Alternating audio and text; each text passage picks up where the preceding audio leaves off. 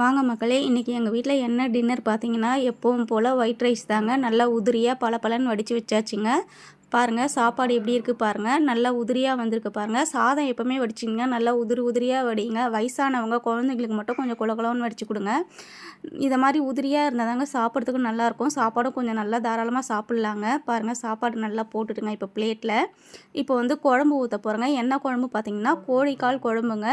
ரொம்ப தண்ணியாகவும் இல்லை, ரொம்ப திக்காகவும் இல்லாமல் மீடியமாக வச்சுருக்கேங்க. இந்த கோழிக்கால் வந்து உடம்புக்கு ரொம்பவே நல்லதுங்க. நிறைய பேர் சாப்பிட மாட்டேங்கிறாங்க. ஆனால் கண்டிப்பாக இது சாப்பிட்லாங்க. அவ்வளோ நல்லது தாங்க. வெளிநாட்டிலாம் பார்த்தீங்கன்னா இது வந்து ரோட்டு கடை மாதிரியே வச்சு வியாபாரம் பண்ணுறாங்கங்க. இப்போ நம்ம ஊர்லேயும் வந்துடுச்சு. அதனால் யாரும் வந்து ஐயோ காலு தானே அப்படின்னு சீப்பானலாம் நினைக்காதீங்க. இந்த குழம்பும் இந்த காலும் அவ்வளோ டேஸ்ட்டாக இருக்கும். உடம்புக்கு ரொம்பவே நல்லதுங்க. பாருங்கள் சூப்பராக கோழிக்கால் குழம்பு வச்சுட்டேங்க.